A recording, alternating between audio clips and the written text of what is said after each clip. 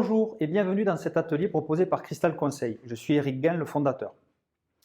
Alors, investir dans l'immobilier, c'est un jeu d'enfant. À cette question, j'aurais tendance à répondre facile oui, mais simple non. Alors, que faut-il pour faire un investissement immobilier réussi? Vous avez sans doute entendu à droite et à gauche des tas de solutions miracles. Moi, je choisis volontairement une approche différente, puisque mon expérience a montré que finalement, un investissement immobilier réussi, c'est un investissement pendant lequel on ne fait pas d'erreurs. Pendant toutes ces années, j'ai listé l'ensemble des erreurs qui peuvent survenir dans le cadre d'un investissement immobilier et je les ai classées en 6 sources que je vous propose de décortiquer ensemble à partir de maintenant. Première source d'erreur, le prêt. Déjà, ne pas utiliser le levier du prêt et se dire j'attends d'avoir le cash pour investir. D'abord, ça peut ne pas arriver et puis c'est dommage finalement de ne pas investir de suite en profitant de l'argent d'un tiers, en l'occurrence la banque. D'autant qu'aujourd'hui, vous savez que les taux de prêt sont relativement bas, donc profitez-en. Deuxième erreur liée au prêt, vouloir y mettre trop de cash. Parce que si vous mettez trop de cash, effectivement, vous allez vous départir d'une partie de votre potentiel financier qui pourrait servir à autre chose. Et puis, il y a quand même une raison particulière liée au prêt, c'est qu'il faut savoir qu'en investissement, l'ensemble des charges du prêt sont déductibles de vos revenus du point de vue fiscal et donc vont optimiser la fiscalité liée à votre investissement. Donc, essayez d'y mettre le moins de cash possible. Finalement, n'y mettez que le cash qui va rassurer la banque. Souvent, elle va vous demander d'apporter les frais d'acquisition. Donc, limitez-vous à ça. Troisième erreur liée au prêt, la durée. On a toujours envie d'emprunter sur la durée la plus courte pour que ça coûte le moins cher possible. En investissement, c'est une erreur, tout simplement parce qu'encore une fois, l'ensemble des charges du prêt, donc les intérêts, sont déductibles et optimisent fiscalement votre montage. Donc, emprunter trop court a plusieurs inconvénients. Le premier, c'est que vous allez avoir une mensualité beaucoup plus importante et donc plus difficile à tenir dans le temps. Si jamais vous avez un problème au cours du temps et que vous ne pouvez plus assumer cette mensualité, il va falloir négocier avec le banquier un rallongement de la durée, ce qui n'est pas toujours simple et qui peut éventuellement vous obliger à y laisser des plumes. Donc, empruntez sur une longue durée et si à la limite vous pouvez mettre le différentiel avec la mensualité sur une durée plus courte, placez ce différentiel sur un contrat d'assurance vie, puisque au bout d'un certain nombre d'années, vous allez avoir sur ce contrat d'assurance vie, qui peut tourner à 3 ou 4%, un capital qui vous permettra de solder le prêt avant son terme. Donc, encore une fois, essayez d'emprunter sur une durée relativement longue. Quand je dis long, c'est 20-25 ans. Quatrième erreur qui est associée au prêt, c'est ne pas négocier. Une banque, en première intention, va vous faire une offre de prêt qui l'arrange avec ses conditions standards. Mais ce qu'il faut savoir, c'est qu'au sein d'un prêt, il y a un tas de paramètres qui sont négociables. D'abord, le type de prêt. Est-ce que c'est un amortissable ou un prêt in fine? Le taux du prêt, ça c'est simple et tout le monde le sait. On peut négocier le taux, mais ce taux, il peut être fixe, il peut être variable, il peut être à palier. Vous avez aussi la durée du prêt, on en a parlé tout à l'heure. Est-ce qu'on va être sur 5, 10 ans, 15 ans, 20 ans, 25 ans, 30 ans, en fonction du besoin? Associé au prêt, vous avez l'assurance de prêt, une assurance dite décès invalidité. Qu'est-ce qu'elle couvre? Dans quelles conditions? Qui elle couvre? Ensuite, vous allez avoir la négociation liée au différé d'amortissement, c'est-à-dire que quand on achète neuf, par exemple, le bien, on n'est pas propriétaire dès le jour où on acte, on est propriétaire d'un plan qui petit à petit prend forme. Donc effectivement, c'est intéressant dans ces cas-là d'avoir un différé de remboursement qui peut être partiel ou total. Ensuite, il y a la garantie du prêt. Est-ce que c'est une caution? Est-ce que c'est une hypothèque? Est-ce que c'est un privilège de prêteur de données? Est-ce que la banque va vous imposer de domicilier vos salaires ou pas? Ou bien uniquement les loyers? En cas de remboursement du prêt, quelles sont les conditions d'indemnité de remboursement anticipé? Y en a-t-il et quelles sont-elles? Et puis, un point aussi qui peut être intéressant, c'est la transférabilité du prêt, puisque vous pouvez vendre un bien, mais vous pouvez aussi vendre le prêt avec. Aujourd'hui, on emprunte à des taux très bas, mais imaginons que dans 10 ans, les taux aient augmenté. Peut-être que votre acheteur appréciera d'avoir un prêt avec des taux faibles. Enfin, dernière erreur liée au prêt, se décourager. Combien d'investisseurs j'ai vu se décourager parce que la première banque à laquelle ils ont proposé leur dossier, en l'occurrence la leur, a refusé le prêt. Ça, ce qu'il faut comprendre, c'est qu'une banque, elle a sa stratégie. Vous arrivez à un moment de l'année, est-ce qu'elle a fait son quota ou pas? Est-ce qu'elle a des conditions de conquête de clientèle? Puisque un prêt, c'est une occasion pour une banque d'aller chercher de la clientèle neuve. Et donc, effectivement, est-ce qu'elle est en phase de conquête ou pas? Donc, vous allez vous trouver à une phase, au moment où vous vous présentez, qui sera propice ou pas chez tel ou tel banquier pour accepter votre dossier. Donc, n'hésitez pas à proposer votre dossier à plusieurs banques. Pour ça, évidemment, je vous propose quand même de réfléchir à confier votre dossier à un courtier spécialisé en financement qui va vous aider à trouver la meilleure solution pour vous. Deuxième source d'erreur, la fiscalité. Négliger la fiscalité associée à un investissement immobilier peut vous laisser un goût amer. Effectivement, quand on loue un bien, on génère des revenus et ces revenus doivent être déclarés à l'administration fiscale et donc génèrent de la fiscalité. Pour simplifier votre compréhension, je vais vous donner un exemple. Je vais prendre donc un petit stylet et utiliser mon bel outil. Imaginons que vous ayez un bien que vous louez 500 € par mois. Ce bien-là, donc, va générer annuellement 6 000 € de revenus locatifs. Fiscalement, vous avez le droit de déduire toutes les charges associées. Parmi ces charges associées, on en a parlé tout à l'heure, il y a toutes les charges de prêt, mais on va aussi retrouver la taxe foncière et les charges de copropriété, éventuellement les frais de gestion, etc. Imaginons que vous ayez donc une quantité de charges évaluée à 2 000 € par an. Le résultat comptable, entre guillemets, de votre investissement locatif est donc dans ce cas de 4 000 € par an.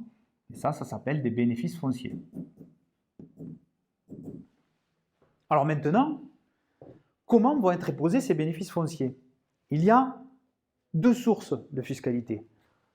La première, c'est celle qui est appliquée à vos revenus également.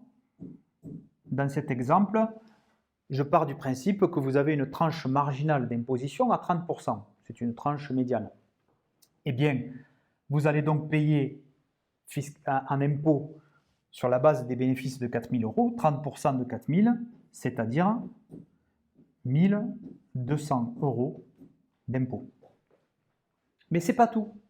Il y a une deuxième source d'imposition, que sont les prélèvements sociaux, qui à ce jour sont de 17,2%. Pourquoi? Eh bien parce qu'en fait, les revenus locatifs ne proviennent pas de votre travail. Donc du coup, ils sont soumis aux prélèvements sociaux. 17,2% de 4 000, ça fait approximativement 700 €. Je simplifie, j'arrondis. Eh bien, cela génère donc une fiscalité globale de 1 900 € par an. Ajoutez 1 900 € 2 000 € de charges, finalement, ça ne vous laisse à vous que 40% en gros des revenus générés. Donc effectivement, c'est quelque chose de relativement important qu'il convient de regarder avec précision. Alors maintenant, si on enchaîne, la deuxième erreur qu'on peut voir dans la fiscalité, c'est négliger les dispositifs d'incitation fiscale qui existent aujourd'hui. L'État a mis en place des dispositifs d'incitation fiscale. Ce n'est pas simplement pour faire plaisir aux riches, absolument pas. C'est parce que l'État a fait un constat du point de vue immobilier au niveau national et a remarqué un certain nombre de carences. Et ces carences, soit il augmente les impôts et les prend en charge lui-même, soit il met à contribution, et ça va bien avec le mot, le contribuable. Pour ça, le contribuable doit investir en respectant les règles imposées par chaque dispositif et en contrepartie, eh bien, il va avoir la possibilité d'obtenir une déduction fiscale ou une réduction d'impôt. Ok? Donc, si on fait la liste, alors ce n'est pas exhaustif, mais si on fait la liste des principaux dispositifs d'incitation fiscale existants, il y a celui qui est le plus connu, qui est la loi Pinel, qui s'applique sur des logements généralement neufs, en état futur d'achèvement. Vous avez aussi son pendant, qui est la loi de Normandie, qui touche au logement ancien ou réhabilité, ou transformé. Mais il y a aussi les lois de type Malraux, la loi monument historique, le loueur meublé non professionnel, mais il existe aussi le loueur meublé professionnel. Et puis vous avez aussi des manières d'investir en immobilier un peu particulières, que sont par exemple l'investissement en démembrement ou bien l'investissement en viager. Tous ces dispositifs, et je ne suis pas exhaustif, peuvent répondre à un certain nombre de besoins et surtout de profils d'investisseurs. Pour ça, je ne peux que vous inciter à vous rapprocher d'un professionnel qui, suite à l'analyse de votre situation, pourra vous dire si l'un d'entre eux est adapté à votre cas. En définitive, bouder les dispositifs d'incitation fiscale existants, c'est un peu comme si vous mettiez à la porte le percepteur qui arrivait gentiment avec son chéquier pour financer votre patrimoine. Ça serait quand même dommage. Troisième source d'erreur, le bien lui-même. Alors, la première erreur concernant le bien, je pense que tout le monde la connaît, il s'agit de la localisation géographique. Il est particulièrement, effectivement, primordial de s'assurer que la localisation géographique répond à certains critères de base. Parmi ces critères, on va retrouver l'activité économique locale, est-ce qu'elle est dynamique? La croissance démographique, est-ce qu'elle est forte ou pas? Troisièmement, les commodités. Est-ce qu'on va avoir des commodités alentours, comme les transports, les écoles, les commerces, les loisirs, etc. Donc ça, c'est très important de s'assurer que la localisation géographique répond à ces critères-là, de façon à ce que vous ayez un appartement qui soit attractif. Mais ça, la localisation, quasiment tout le monde le sait. J'ai acheté un appartement en plein cœur de Paris, bon, oui, il est super bien localisé et il y a de fortes chances qu'il se loue. Mais savez-vous que même en cœur de Paris, il y a certains appartements qui ne se louent pas? Et savez-vous pourquoi? Pour comprendre ce que je veux vous dire là, on va faire une petite visualisation, on va jouer un peu, on a parlé de chiffres juste avant, de montage et tout ça, là on va s'amuser. Donc fermez les yeux et imaginez la chose suivante, vous êtes récemment arrivé dans une ville, et vous cherchez à louer un logement. Et puis vous allez voir une agence, et puis voilà le premier appartement qu'elle vous propose. Fermez les yeux et imaginez. Il s'agit d'un appartement situé dans une résidence avec 4 ou 5 bâtiments assez proches les uns des autres. Cet appartement est en rez-de-chaussée, côté nord. Vous n'avez pas de jardin, juste un petit balcon. Le balcon de l'appartement du dessus vous fait de l'ombre, donc vous avez un appartement qui n'est pas très lumineux. Vous entrez dans l'appartement, vous avez une cuisine représentée par un évier en inox sur un meuble en bois et un robinet qui fuit. Vous allez dans la salle de bain, vous vous retrouvez avec une baignoire sabot des années 50, le lavabo à côté est à l'avenant, et quand vous sortez de votre appartement, sur la gauche vous avez la cage d'ascenseur, et à côté de la fenêtre de votre chambre, vous avez l'entrée du parking en sous-sol. J'imagine que ça donne envie. Maintenant, on va faire une deuxième visualisation parce que vous avez fait appel à un autre agent qui vous propose un autre bien. On va voir ce bien, et puis là, vous prenez l'ascenseur, 3e étage et dernier. Vous entrez dans l'appartement, il est super lumineux, très bien équipé, assez grand.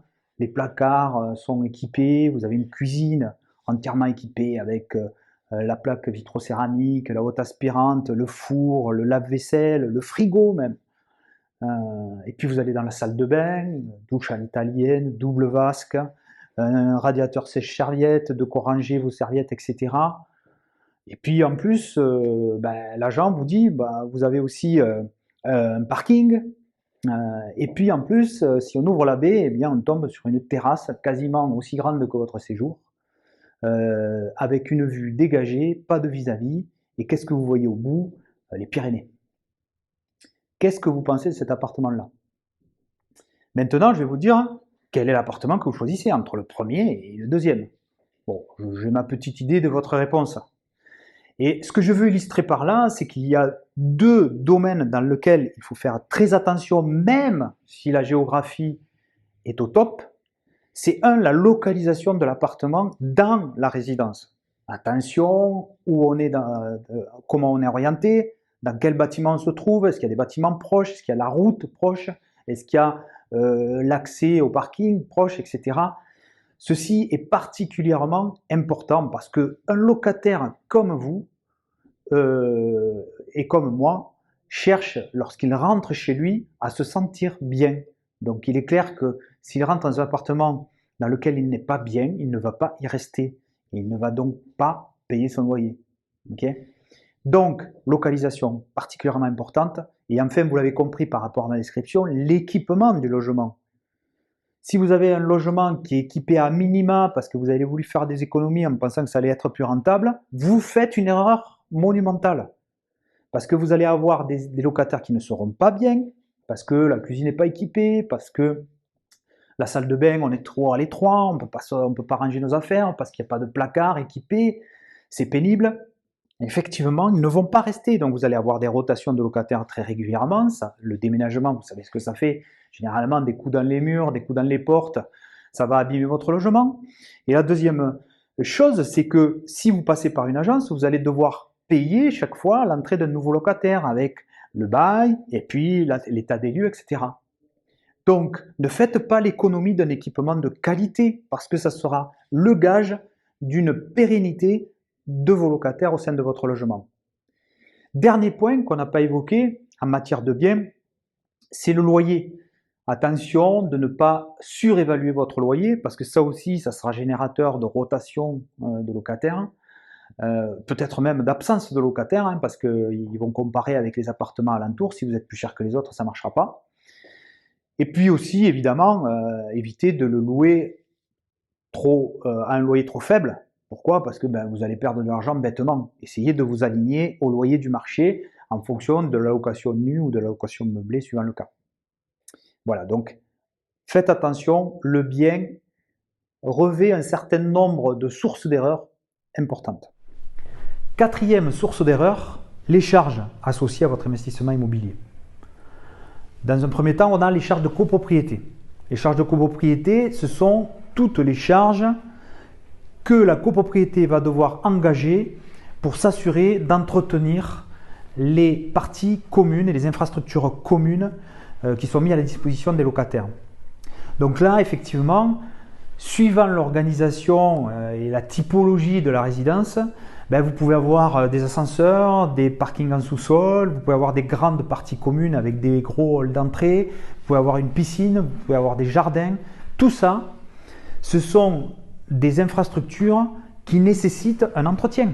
Et donc, qui dit entretien dit charge, et qui dit charge dit effectivement que vous, en tant que propriétaire, vous aurez une part qui va devoir être prise en charge par vous. Donc, attention aux charges de copropriété, renseignez-vous. Le plus simple, lorsque vous achetez un bien, alors lorsque vous achetez un bien neuf, c'est un peu compliqué parce que la résidence n'a pas encore fonctionné. Donc là, on anticipe un peu, donc faites attention. S'il y a beaucoup de jardins, s'il y a un ascenseur, etc., s'il y a une piscine, sachez que les charges seront un peu plus élevées. Ça rendra la résidence attractive, mais les charges seront un peu plus élevées.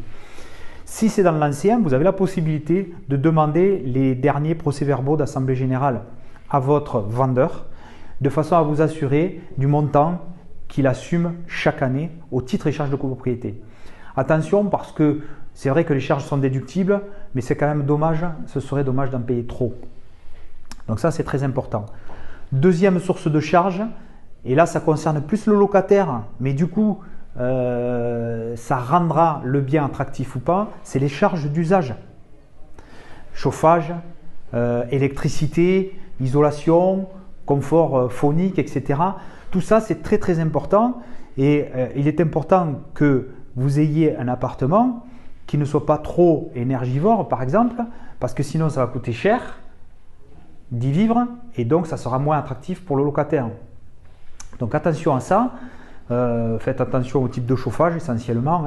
Si c'est chauffage collectif, c'est pas mal. Chauffage au gaz de ville, c'est pas mal. Chauffage électrique, si c'est des radiateurs à inertie, ça va. Si c'est des grille-pains, ça va un peu moins. Donc tout ça, c'est effectivement des points qu'il va falloir scruter avant de prendre la décision d'acheter. Dernier point en termes de charges, c'est pas forcément anecdotique parce que d'une ville à l'autre, ça peut varier beaucoup, c'est la taxe foncière. En tant que propriétaire, vous prenez en charge la taxe foncière, à l'exception des ordures ménagères, mais ça c'est du détail. Donc effectivement, d'une ville à l'autre, vous avez des taxes foncières qui sont plus ou moins importantes. Si vous êtes propriétaire à Paris, les taxes foncières ne sont pas très élevées. Si vous êtes propriétaire à Toulouse, les taxes foncières sont un peu plus élevées. Donc regardez bien, et ça c'est facile, en tout cas dans le cas de l'achat dans l'ancien, demandez la taxe foncière à votre vendeur qui vous la donnera et ça vous permettra d'avoir une idée. Alors sachez aussi, c'est comme les autres charges, la taxe foncière est déductible. Mais bon, c'est pareil, entre payer 500 et payer 1000 euros, ça fait une différence de rentabilité à la sortie. Donc ça, ce sont des points qui peuvent être, alors c'est pas une erreur grave, mais bon, ça a quand même son importance. Cinquième source d'erreur, la partie service associée à votre bien immobilier. Vous avez deux postures possibles. Soit vous souhaitez gérer vous-même le bien, soit vous le confiez en gestion à un professionnel. Dans le premier cas, il faut vraiment intégrer le fait que gérer un bien immobilier en location, c'est extrêmement chronophage. Pour pouvoir mettre ça en évidence, je vous donne un petit peu les différentes tâches que vous allez devoir assumer. La première chose, c'est que vous avez un appartement que vous allez passer en annonce pour pouvoir trouver le locataire. Donc vous allez rédiger une annonce, la poster sur Le Bon Coin ou sur d'autres supports, payants ou pas. Après, qu'est-ce qui va se passer? Vous allez laisser votre numéro de téléphone et donc vous allez recevoir des appels. Donc ça, en termes de temps, si on vous appelle en plein milieu de journée, vous êtes au travail ou vous êtes occupé, c'est un peu compliqué. Donc vous allez devoir répondre au locataire, juger déjà de prime abord si il peut convenir et surtout lui demander de vous envoyer un dossier de candidature à la location. Et là, attention au dossier de candidature, parce que, étant donné que vous gérez vous-même, si vous souhaitez être assuré pour les dégradations, pour les loyers impayés, vous allez avoir une facilité, c'est d'aller l'acheter chez votre assureur ou chez votre banquier, parce qu'ils le font. Mais par contre, une difficulté, c'est que l'assureur ou le banquier, généralement, ne va pas vous détailler les profils de locataires qui vont rentrer dans les cases pour que vous soyez indemnisé en cas de sinistre. Et là, c'est très important, parce que il y a deux choses. La première, c'est le profil du locataire. Est-ce qu'il gagne suffisamment? Généralement, c'est de 2,8 à 3 fois le loyer. Est-ce qu'il a un CDI? Est-ce qu'il a été déjà locataire? Quel âge a-t-il? Etc., etc. Donc ça, c'est très important. Et la deuxième chose, c'est quels sont les documents constitutifs du dossier qui vont vous être demandés le jour malheureux où vous pourriez avoir un sinistre. Carte d'identité, les 3 dernières fiches de salaire, le contrat de travail, l'attestation de domicile précédent, les 3 dernières quittances de loyer du logement précédent, etc. Tout ça, ce sont des documents que l'assureur va vous demander pour évaluer le profil du locataire et se dire est-ce que oui ou non j'indemnise le propriétaire. Et autant vous dire que l'assureur, si jamais il y a une case qui n'est pas cochée, il ne va pas vous aider. Voilà. Donc attention à ça. L'étude du dossier est particulièrement importante. Vous avez étudié le dossier. Étape suivante, vous avez sélectionné 2, 3, 4 locataires, vous leur donnez rendez-vous pour visiter. Bon, l'appartement il est près ou pas de chez vous, vous prenez la voiture, etc. Ça aussi, ça prend du temps. Et puis le temps de visite. Il y en a un qui peut venir à 14h et l'autre à 18h. Bon. Donc effectivement, ça peut poser des soucis par rapport à ça. Donc vous allez faire visiter l'appartement. Vous allez même peut-être faire une contre-visite parce que le locataire le plus intéressant, il demande à le revoir parce qu'il ne sait pas si son lit va pouvoir rentrer par la fenêtre. Donc effectivement, tout ça, ça prend du temps. Ensuite, une fois que vous allez avoir 1, 2, 3 locataires qui vont vous dire « Ok, banco, je loue votre logement », eh bien, il va falloir déjà faire un choix, d'accord ? Puis, une fois que ce choix est fait, il va falloir rédiger un bail. Et ce bail va devoir respecter la réglementation qui change très régulièrement. Donc là, il faut avoir un bail qui soit up-to-date, comme on dit. Okay. Autre chose, c'est que dès que le bail sera signé, mais il va falloir faire une entrée dans les lieux, donc un état des lieux. Donc là, c'est pareil, on retourne à l'appartement, on refait le tour de l'appartement et on note les coûts sur les portes, la réserve sur l'électricité s'il n'y a pas d'électricité, etc., etc. Donc là, effectivement, le locataire a signé l'état des lieux, il a signé son bail, il rentre dans les lieux. Ouf, on est sauvé. Pas du tout, on n'est pas sauvé du tout. Pourquoi ? Parce que pendant que le locataire va occuper ce bien, peut-être qu'il va y avoir un robinet qui fuit, peut-être qu'il va y avoir un radiateur qui ne fonctionne pas, peut-être qu'il va y avoir une vitre cassée, peut-être qu'il va y avoir un cumulus cassé, tout un tas d'éléments, et puis si vous louez meublé, encore plus, hein, les lattes du sommier, bon, on ne sait pas pourquoi, mais bon, cassé, etc., etc. Donc, tout ça va nécessiter de votre part une intervention. Alors, peut-être que vous allez devoir choisir un artisan qui va se déplacer à votre place et faire les travaux, ou alors vous allez prendre votre caisse à outils parce que vous aimez ça et puis vous allez vous rendre à l'appartement pour réparer vous-même parce que de toute façon personne n'est capable de réparer à votre place. Donc effectivement tout ça, ce sont des activités, je ne vais pas dire quotidiennes, mais régulières que vous allez avoir à faire pour assurer la bonne tenue de votre logement dans le temps. Donc, sachez-le, faites attention parce que effectivement, ça va prendre du temps, ça va générer du stress et peut-être même ça va coûter. Parce qu'évidemment, le temps, hein, c'est de l'argent, mais ça, c'est un autre sujet. Ok ? Donc, attention à cela. Si vous gérez vous-même, ayez conscience de l'ensemble de ces tâches-là. Je peux vous dire que j'en ai fait l'expérience et que, en plus, l'appartement en question était à 70 km de chez moi. J'ai vite mis en gestion. Deuxième posture, c'est confier votre logement à un professionnel. Alors le professionnel, effectivement, l'ensemble des tâches qu'on a évoquées précédemment, il va les faire pour vous, en contrepartie évidemment d'une rémunération. Donc là, effectivement, il y a le choix de la qualité du professionnel. Donc si vous avez la possibilité de vous faire recommander un gestionnaire autour de vous, ben faites-le.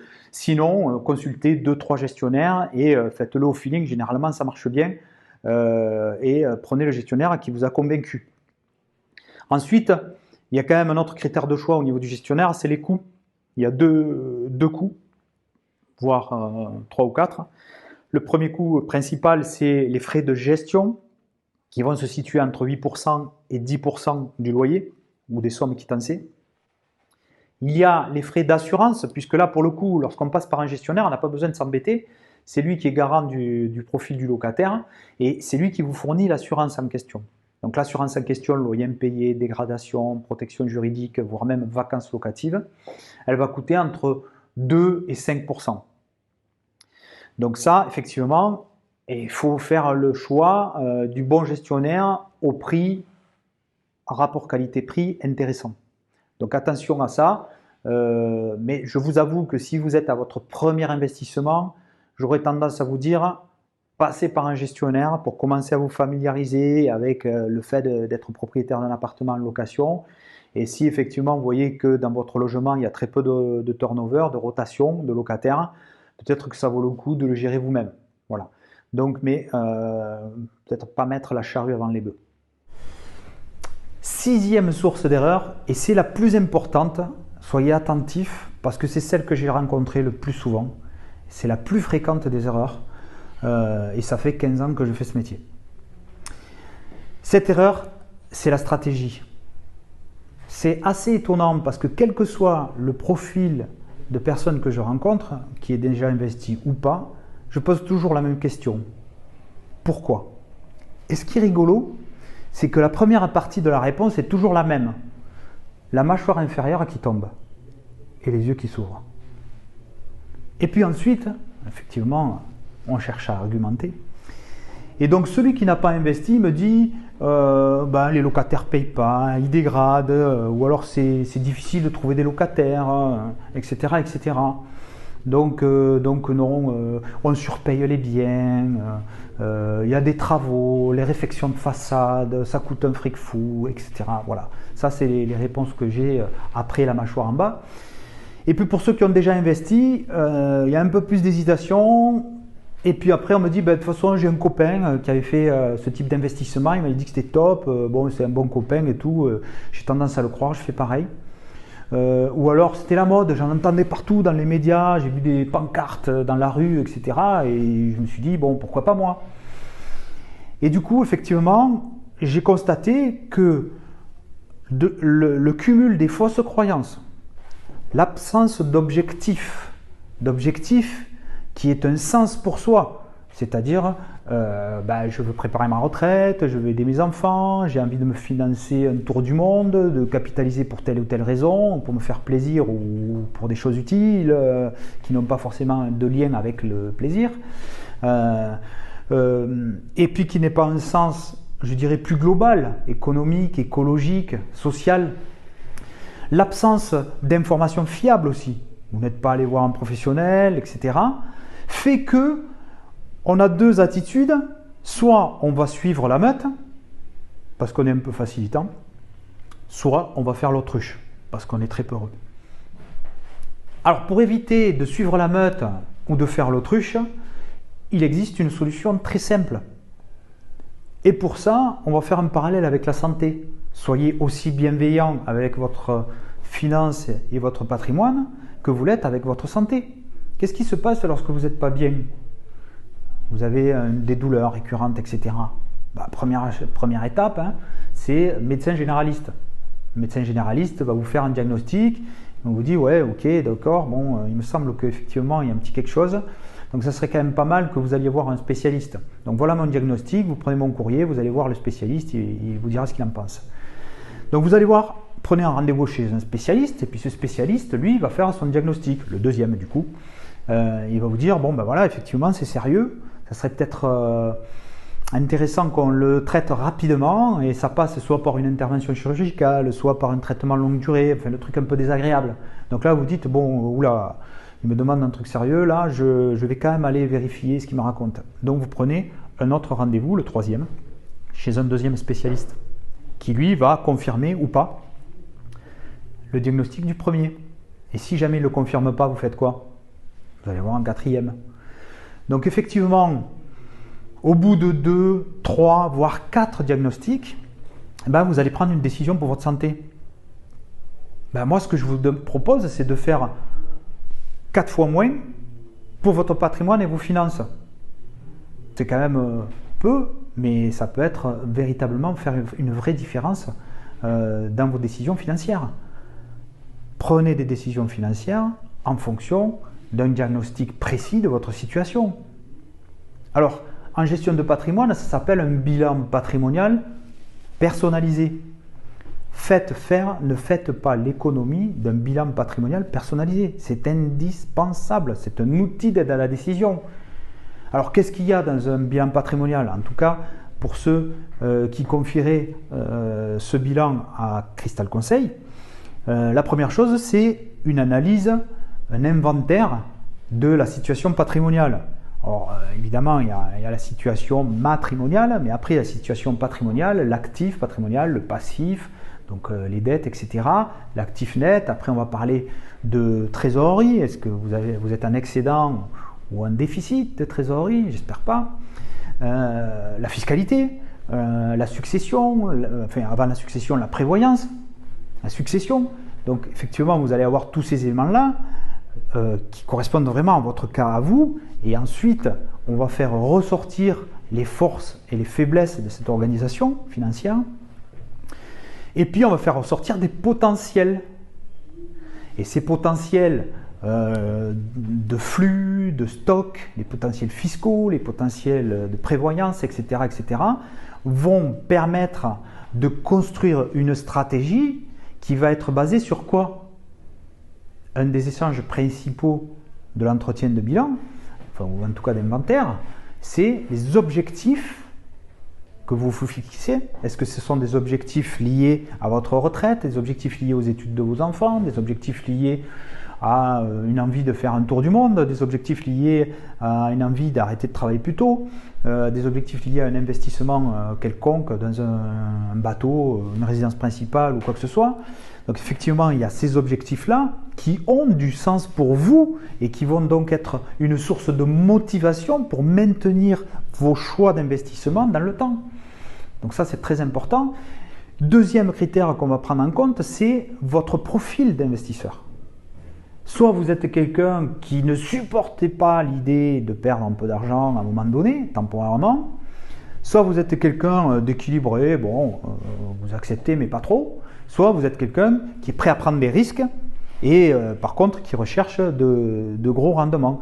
Donc effectivement, vous avez un profil d'investisseur, vous avez des objectifs et des potentiels qui vont faire qu'on va pouvoir bâtir une stratégie patrimoniale parfaitement adaptée à votre cas particulier.